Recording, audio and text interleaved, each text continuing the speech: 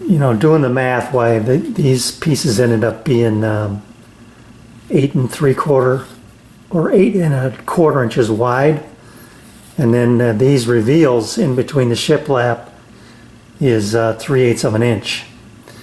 So what I wanted to show you was how easy it is to make this stuff.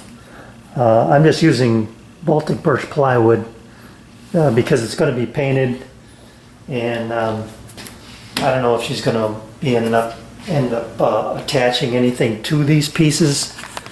You know, she's going to be hanging a clock or whatever. But here's a sample piece of the leftover piece of 5x5 Baltic birch plywood. So this is my first run here, and the beauty of using this fence is that I really like it. I don't have to worry about burying it into the blade. It's sitting just above the blade, so it's not getting chewed up. And so I make the first run on all the pieces, and then the 5 of the pieces are going to get the second cut, which I'll show you, which ends up giving you that reveal you want when you stack them up. So you get that 3/8 inch reveal. Now if she wants it to be a little bit more, you know, you could put a spacer in there and hold it up off there like that. So you could probably go up to a 1/2 inch reveal, but we've got to be cognizant of the fact that we're starting from the mantle and working our way up to the ceiling. So this will give us a little bit of variable there, and up to a 1/2 inch spacing, 3/8 to a 1/2. So now that I've got my first pieces run with the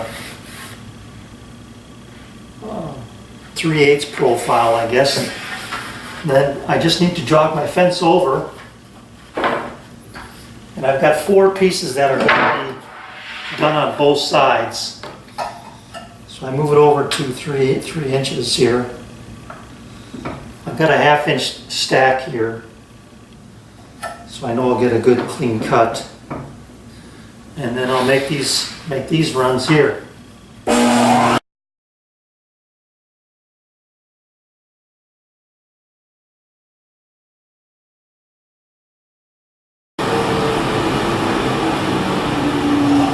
So I'll just continue on with that. But you can see that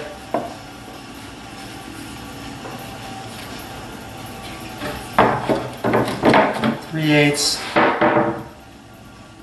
Well, let's see, which way does that go? This way. This has to be up.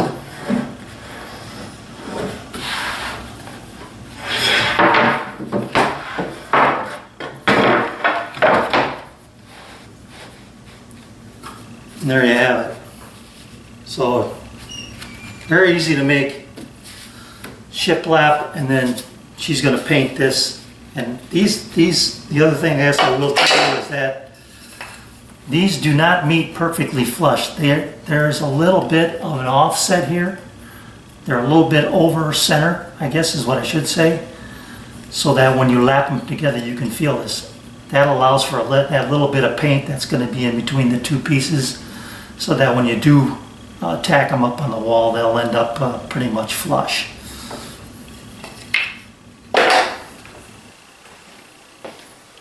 Okay, here are my 6 pieces lined up and put together. I wanted it to be at 4 feet, and I am at 4 feet and 1/4 inch. I think I'm going to leave it alone, because once we get it installed, I could always just rip this board a little bit thinner and the top board just a little bit thinner. But you see what you want to do here. You want to leave the top and bottom boards full, because up on top here we're going to be nailing crown molding to this.